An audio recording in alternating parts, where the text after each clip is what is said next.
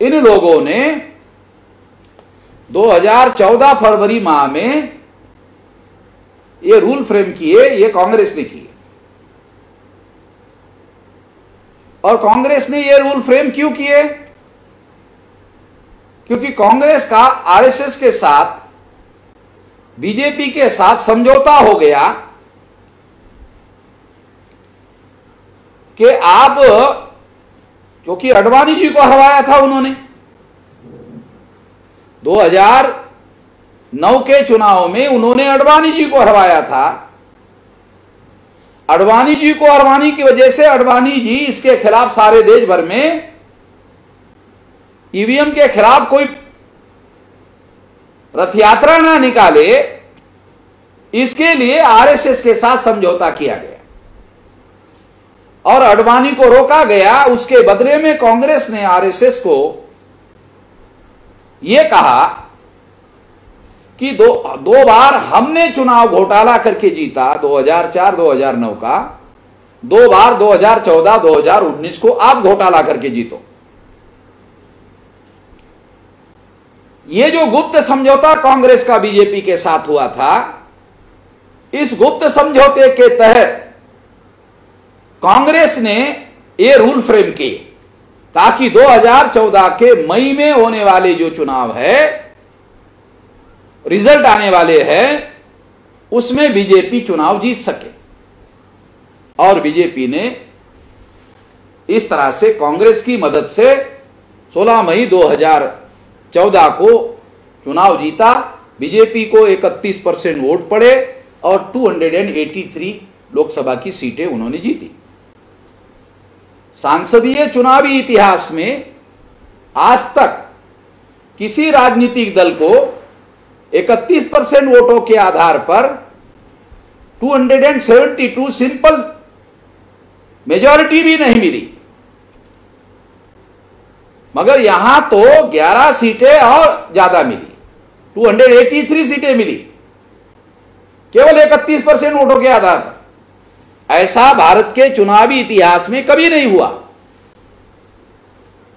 और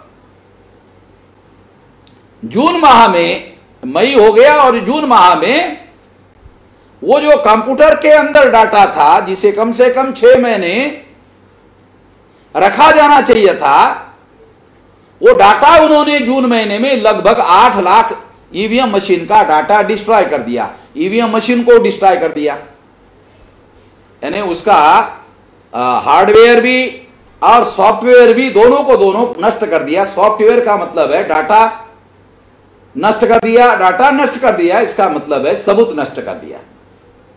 ये इस बात को सिद्ध करता है कि चुनाव आयोग के बगैर सहमति से ऐसा हो नहीं सकता। ये चुनाव आयोग की प्रॉपर्टी थी, चुनाव आयोग ने ही ये डिस्ट्रॉय किया और ये हमें लिख कर दिया। इसका हमारे पास डॉक्यूमेंट्री एविडेंस है।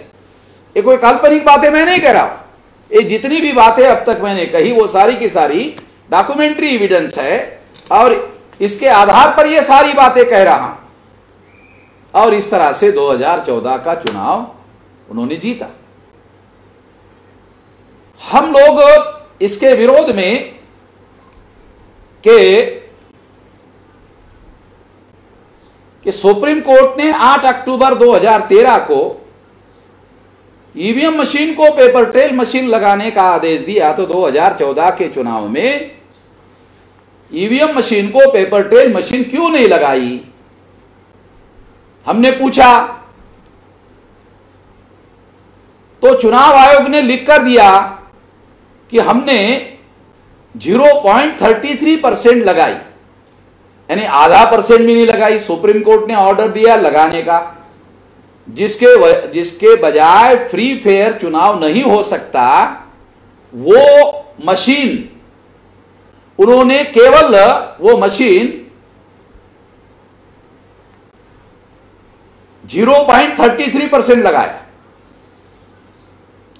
अगर 0.33% लगाया, ये बहुत गंभीर बात है, क्योंकि आधा % भी नहीं लगाया, तो आधा % 0.33% लगाकर फ्री फेयर एंड ट्रांसपेरेंट चुनाव कैसे करवाया जा सकता है? इसलिए हम लगभग 3 हाई कोर्ट में गए। विधानसभा के चुनाव हो रहे थे महाराष्ट्र में, तो महाराष्ट्र में गए, बॉम्बे हाई कोर्ट, बिहार गए, पटना हाई कोर्ट और Chandigarh high court. Patna high court के जज ने बार बार कहने के बावजूद भी सुनवाई नहीं की। बॉम्बे हाई कोर्ट ने सुनवाई की और सुनवाई करने के दौरान उन्होंने निर्णय दिया कि ईवीएम मशीन को पेपर टेल मशीन लगाई जाएगी, मगर 2018 में लगाई जाएगी। 2014 में लगाने की मांग हमने की, मगर बॉम्बे हाई कोर्ट ने इसे 2018 में लगाने की बात की। मशीनों को ज्यादा से ज्यादा 6 महीने में बनाकर लगाया जा सकता है, मगर बॉम्बे हाई कोर्ट ने इसे लगाने के लिए 2018 का ऑर्डर दिया। और बीच के पीरियड में जो सारे देश भर में जो विधानसभा के चुनाव हुए, उन चुनावों में बीजेपी हर जगह ईवीएम में घोटाला करके चुनाव जीतती रही, कांग्रेस चुनाव हारती रही, मगर कांग्रेस चुपचाप इसका समर्थन करती रही, वेलकम करती रही और नरेंद्र मोदी को कांग्रेचुलेशन, चुनाव जीतने के लिए धन्यवाद देती रही, उसको समर्थन करती रही। तो हमने 2016 में बॉम्बे हाई कोर्ट का जो फैसला था, उस बात को ध्यान में रखते हुए 2016 में सुप्रीम कोर्ट में केस दायर किया कि चुनाव आयोग इस पर अमल नहीं कर रहा है, इसलिए वो सुप्रीम कोर्ट के ऑर्डर का कंटेम्प्ट कर रहा है, अवमानना कर रहा है। हम सुप्रीम कोर्ट में गए और सुप्रीम कोर्ट ने 24 अप्रैल 2017 को हमारे फेवर में निर्णय दिया कि 2018 में ईवीएम मशीन लागू की जाएगी।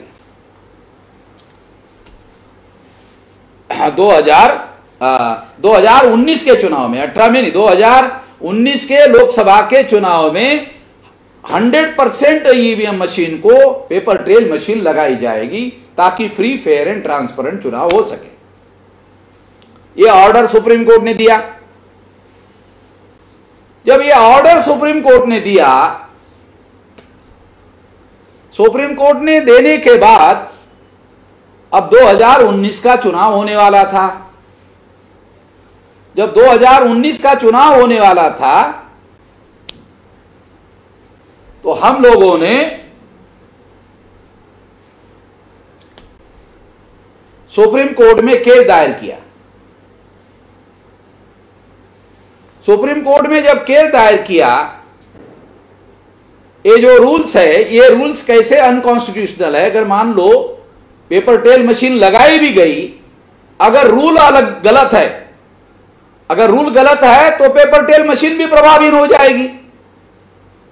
इसलिए पेपर ट्रेल मशीन के लिए ये जो गलत रूल लगाए गए हैं, उसको चैलेंज करने वाली केस अपने सुप्रीम कोर्ट में दायर की।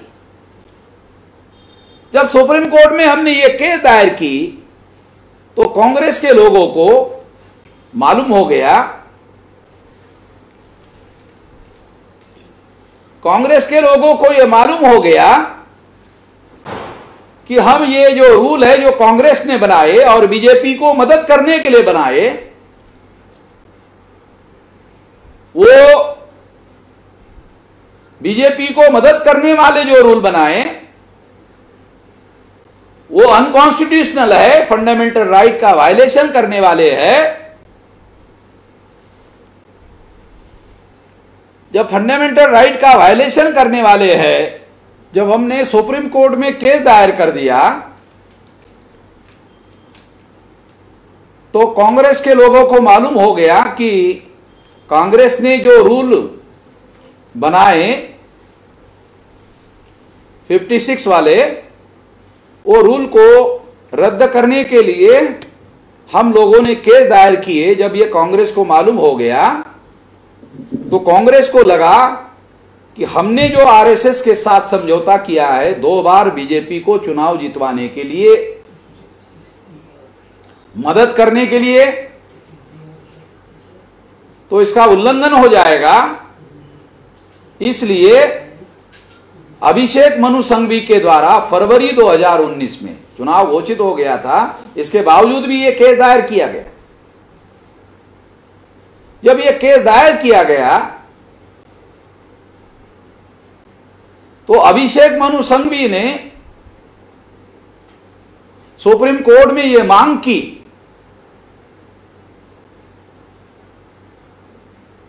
अभिषेक मनु सिंघवी ने सुप्रीम कोर्ट में यह मांग की, क्या मांग की कि पेपर ट्रेल मशीन का 50% मिलान करना चाहिए। सुप्रीम कोर्ट ने 100% के रिकाउंटिंग का ऑर्डर दिया था। 100% रिकाउंटिंग का इंप्लीमेंटेशन करने के लिए भारत सरकार को चुनाव आयोग के साथ मिलकर रूल फ्रेम करना चाहिए था। कांग्रेस के लोगों को उसको सैबोटेज करने वाले रूल बनाया और वो सैबोटेज करने वाले अनकॉन्स्टिट्यूशनल रूल बनाया और उसके बारे में सारे भारत के प्रजा को छुपा कर रखा। चुनाव आयोग ने भी छुपा कर रखा, जानकारी होने नहीं दिया, इसकी कोई मीडिया में चर्चा नहीं होने दी। जब हमने इसका अभ्यास किया और हमें यह अनकॉन्स्टिट्यूशनल मैटर लगा तो हमने केस दायर कर दिया और 18 जनवरी 2019 को जब हमारी केस सुप्रीम कोर्ट में हियरिंग के लिए आई तो चुनाव आयोग का वकील हाजिर ही नहीं था। तो चीफ जस्टिस ऑफ इंडिया जो उस समय थे,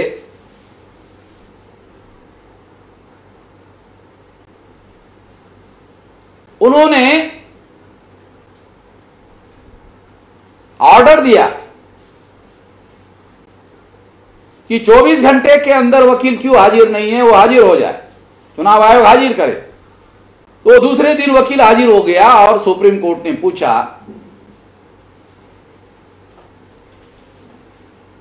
कि क्यों हाजिर नहीं थे। तो उन्होंने कहा कि मेरे परिवार में मौत हो गई थी, इस वजह से मैं हाजिर नहीं रहा। सुप्रीम कोर्ट के चीफ जस्टिस को डाउट हो गया कि यह सच नहीं बोल रहा है। उसने ऑर्डर दिया कि यही बात तुम लिखित रूप से हलफनामा दाखिल करके कहो। उसने हलफनामा बात के तारीख में हलफनामा दाखिल किया और हलफनामा दाखिल करके यह कबूल किया कि मेरे परिवार में कोई मौत नहीं हुई थी, बीमार था। यानी चुनाव आयोग का झूठ बोलना इस बात को सिद्ध करता है कि वो इस षड्यंत्र में सहभागी था।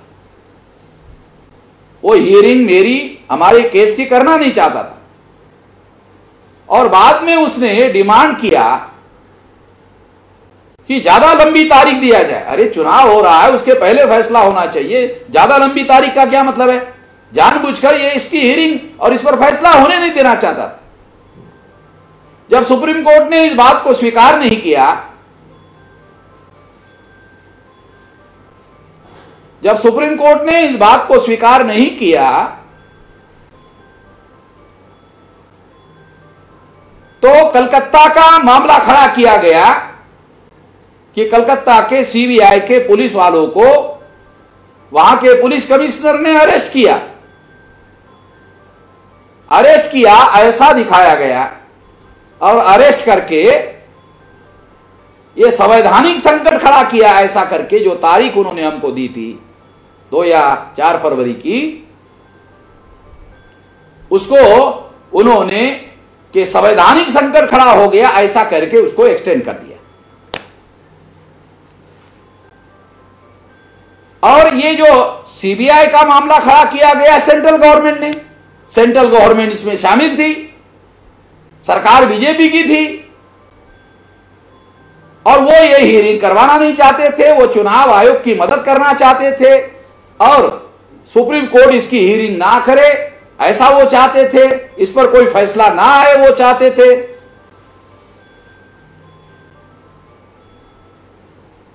मगर ऐसा वो जब कर नहीं पाए तो उन्होंने सीबीआई की एक नौटंकी करने का काम किया और इस बात को आधार बनाकर उसको एक्सटेंड कर दिया। बाद में हमारा हियरिंग हुआ। जब बाद में हियरिंग हुआ तो हमारे वकील ने 1.5 घंटा सुप्रीम कोर्ट में आर्गुमेंट किया। तो सुप्रीम कोर्ट के चीफ जस्टिस ने चुनाव आयोग के वकील को कहा कि इसका जवाब दो। तो चुनाव आयोग के वकील ने कहा कि मैं तो होमवर्क करके ही नहीं आया हूं। इसका मतलब है कि वो फिर इसको एक्सटेंड करना चाहता था। जिसके पास पहले से डॉक्यूमेंट पड़े हुए वो होमवर्क करके नहीं आया, ये कहने का क्या मतलब है?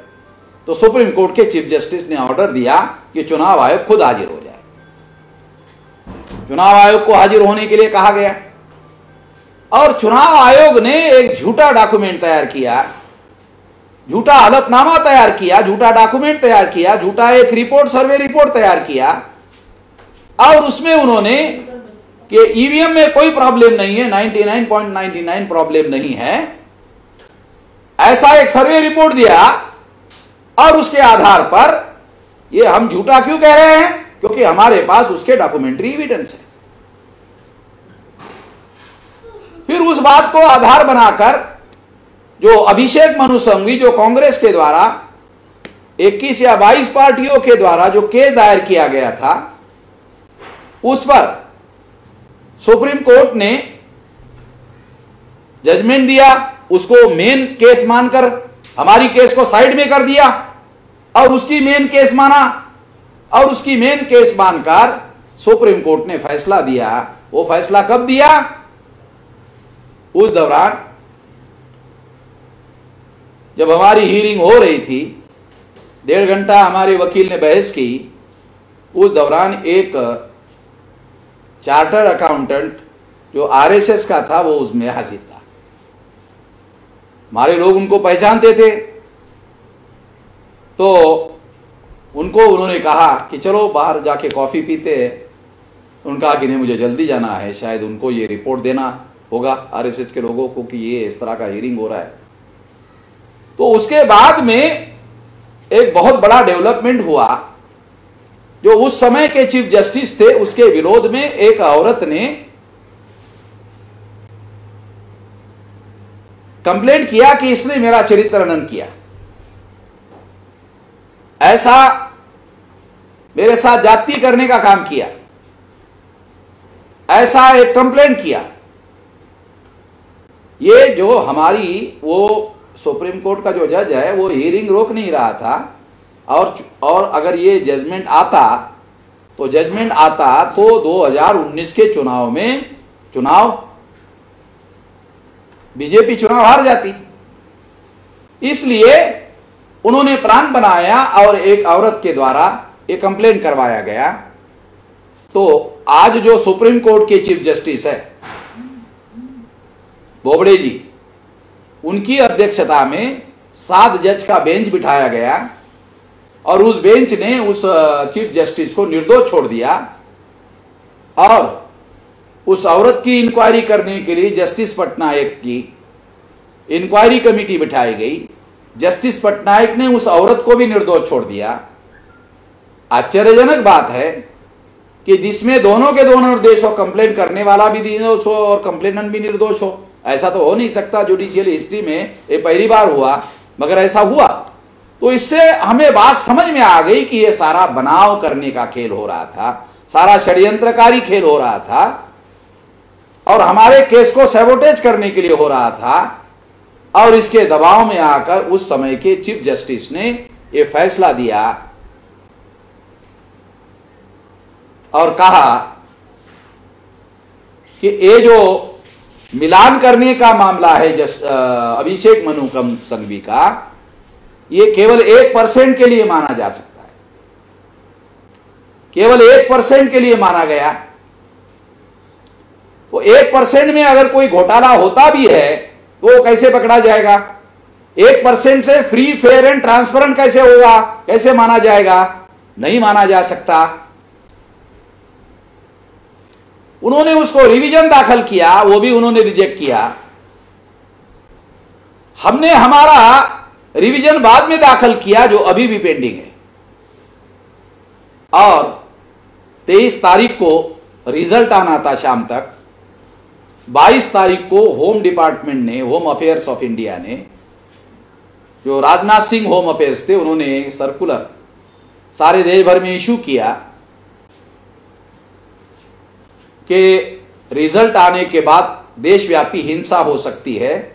ऐसा भारत के चुनाव में पहली बार होम डिपार्टमेंट ने ऐसा नेशनल लेवल का सतर्कता घोषित करने का काम पहली बार हुआ था, क्योंकि उनको यह मालूम हो गया था कि जो 21-22 पार्टी के लोगों ने मिलकर यह निर्णय किया था कि शाम को 5 बजे से सारे देश भर में ईवीएम के घोटाले के विरोध में हंगामा किया जाएगा।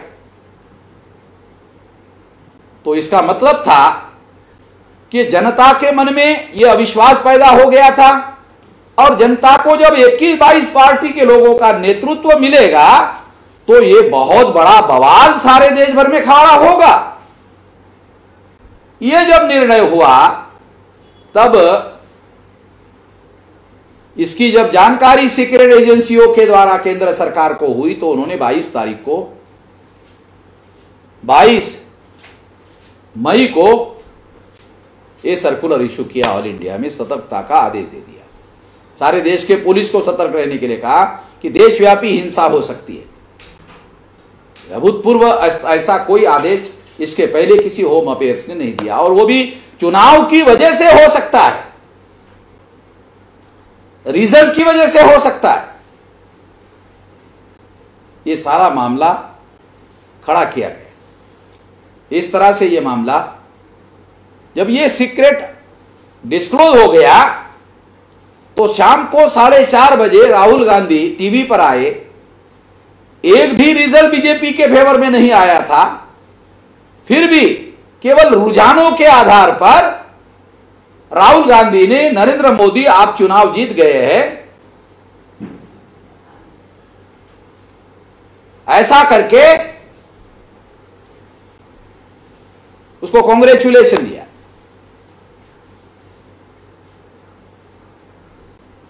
जीत की बधाई दी। अभी रिजल्ट भी नहीं आया था। इसका मतलब है कांग्रेस 2019 के चुनाव में बीजेपी को जितवाना चाहती थी, इसके लिए मिलान का मामला लेकर गई, जबकि 8 अक्टूबर 2013 को सुप्रीम कोर्ट ने 100% रिकाउंटिंग का ऑर्डर दिया था। रिकाउंटिंग का रूल फ्रेम करना चाहिए था और भारत के प्रत्येक नागरिक को और कैंडिडेट को रिकाउंटिंग करने का अधिकार बहाल करना चाहिए था। यह अधिकार बहाल करने से फ्री, फेयर एंड ट्रांसपेरेंट चुनाव हो सकता था। मेरा यह कहना नहीं है कि ईवीएम को हटाओ, बैलेट पेपर को लाओ। मैं ये मांग नहीं कर रहा हूं कि ईवीएम को हटाओ और बैलेट पेपर पर लाओ। मेरा यह कहना है कि अगर ईवीएम मशीन से आप चुनाव करवाना चाहते हो करो, मगर सुप्रीम कोर्ट जो कहता है केवल ईवीएम मशीन के द्वारा फ्री, फेयर एंड ट्रांसपेरेंट चुनाव नहीं हो सकता। फ्री, फेयर एंड ट्रांसपेरेंट चुनाव के लिए पेपर ट्रेल मशीन लगाना होगा, और पेपर ट्रेल मशीन केवल लगाना नहीं होगा, रिकाउंटिंग करना होगा कागज की। जो कागज पेपर ट्रेल मशीन में निकलता है उसकी रिकाउंटिंग करना होगा। अगर उसकी रिकाउंटिंग होती है और उसकी व्यवस्था होती है तो जो भी घोटाला करने वाला आदमी है उसको पहले से मालूम हो जाएगा कि अगर हमने ईवीएम में घोटाला कर भी दिया तो पेपर ट्रेल में घोटाला पकड़ा जाएगा, इसलिए कोई घोटाला करेगा ही नहीं। पेपर ट्रेल मशीन से अगर घोटाला करेगा तो पेपर ट्रेल से, कागज की रिकाउंटिंग से घोटाला पकड़ा जाएगा। जब कांग्रेस को यह बात मालूम हो गई, बीजेपी को यह बात मालूम हो गई, तो बीजेपी ने कांग्रेस पर दबाव डाला कि ये जो ऑर्डर सुप्रीम कोर्ट का है इसको डिफ्यूज करना होगा। ये डिफ्यूज करने के लिए ये मिलान करने का मामला कांग्रेस ने लाया। ये सारे षड्यंत्र के जड़ में कांग्रेस है, और आज भी कांग्रेस, बिहार में घोटाला हुआ, बिहार में घोटाला हुआ, मगर कांग्रेस ने एक शब्द नहीं बोला। कांग्रेस के 23 बड़े नेता राष्ट्रीय स्तर के, उन्होंने लेटर लिखा सोनिया गांधी को पिछले बार, उसमें 9 मुद्दे उठाए। उन 9 मुद्दों में दूसरे ही नंबर का मुद्दा ईवीएम मशीन है। और उसमें उन्होंने ये कहा कि ईवीएम के बारे में, कांग्रेस के रोल के बारे में सारे देश भर में लोगों में असंतोष फैल रहा है। वो असंतोष हमारे अलावा कौन फैला रहा है? हम ही कांग्रेस को नंगा करने का काम कर रहे हैं।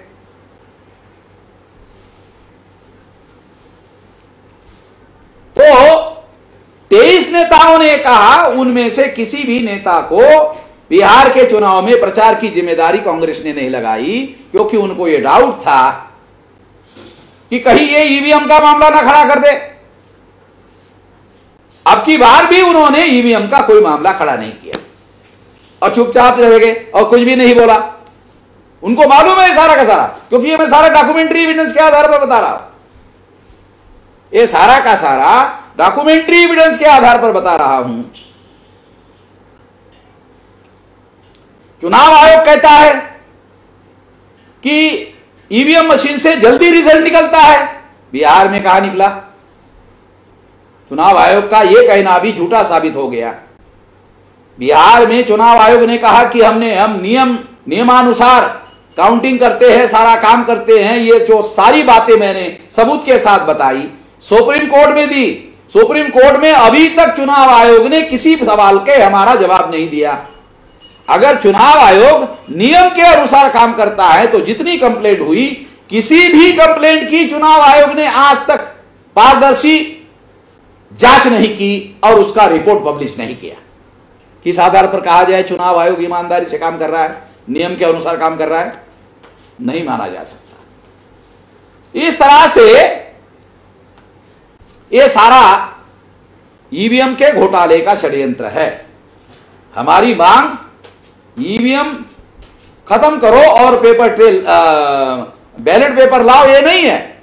हमारी मांग ये है कि सुप्रीम कोर्ट ने जो ऑर्डर दिया पेपर ट्रेल मशीन का, वो केवल लगाने के लिए नहीं दिया बल्कि काउंटिंग करने के लिए दिया। उसके लिए रूल फ्रेम होने चाहिए थे। जिस सुप्रीम कोर्ट के जस्टिस ने ये ऑर्डर, दूसरा ऑर्डर दिया, हमने जो केस फाइल किया था उस पर उन्होंने किसी प्रकार का कोई कॉन्स्टिट्यूशनल आधार देकर कोई मामला नहीं किया। इसलिए हमने रिवीजन दाखिल किया। रिवीजन अभी भी पेंडिंग है और उस पर रिवीजन पर कोई चर्चा नहीं हो रही है। 2019 के चुनाव में अभी तक प्रोविजनल रिजल्ट है। 2 महीने में ऑथेंटिकेट रिजल्ट घोषित करने पड़ते हैं, मगर चुनाव आयोग ने अभी तक प्रोविजनल रिजल्ट है, ऑथेंटिकेट रिजल्ट है नहीं। दूसरी बात, सितंबर एंड तक चुनाव आयोग के पास जो डाटा था वो सारा का सारा डाटा नष्ट कर दिया। जून, जुलाई, अगस्त, सितंबर 6 महीने तक रखना चाहिए था, मगर उन्होंने केवल 4 महीने में इसे डिस्ट्रॉय कर दिया, खत्म कर दिया। और इस तरह से ये खत्म नहीं किया जा सकता था, मगर उन्होंने खत्म किया। किस आधार पर चुनाव आयोग कहता है कि वो नियम अनुसार काम कर रहा है? इसका भी कोई जवाब उन्होंने नहीं दिया। 2019 के चुनाव में एक नई बात हुई, और वो नई बात ये हुई कि वोटर्स ने जिन ईवीएम मशीन में वोट डाले, उन ईवीएम मशीन की काउंटिंग नहीं हुई, और जिन मशीनों पर लोगों ने वोट नहीं डाले उन मशीनों की काउंटिंग की गई। ये केस नागपुर हाई कोर्ट में अभी भी पेंडिंग है और चुनाव आयोग ने अभी तक उसका कोई जवाब नहीं दिया। और जल्दी ही हम लोग भी इसके बारे में अपनी केस दायर करेंगे। जब रेगुलर सुप्रीम कोर्ट की कार्रवाई शुरू होगी, ओपन कोर्ट में शुरू होगी, तो हम लोग ये केस दायर करेंगे। इस तरह से साथियों, हमारी ये मांग नहीं है कि ईवीएम खत्म करो और बैलेट पेपर लाओ। हमारा यह कहना है कि सुप्रीम कोर्ट ने जो ऑर्डर दिया, फ्री फेयर एंड ट्रांसपेरेंट चुनाव करने के लिए पेपर ट्रेल मशीन लगाओ, तो केवल लगाने के लिए नहीं दिया था, काउंटिंग करने के लिए दिया था, तो काउंटिंग के रूल फ्रेम करने चाहिए थे। ये जजमेंट देने वाला जो 2 बेंच का जज था, उसमें वर्तमान जो उस समय के जज जिन्होंने ये जजमेंट दिया दोबारा अभिषेक मनु सिंघवी के मिलान करने पर, वो जज भी उसमें थे दूसरे नंबर पर। जस्टिस चेलमेश्वर के द्वारा जब उस चीफ जस्टिस ने ये जजमेंट दिया, तो बार काउंसिल के सभा में जस्टिस चेलमेश्वर जो रिटायर्ड जज थे और सुप्रीम कोर्ट में सेकंड इन कमांड थे, दूसरे नंबर के जज थे दीपक मिश्रा के समय में, उन्होंने जस्टिस चीफ जस्टिस के ऊपर जो 2019 में थे,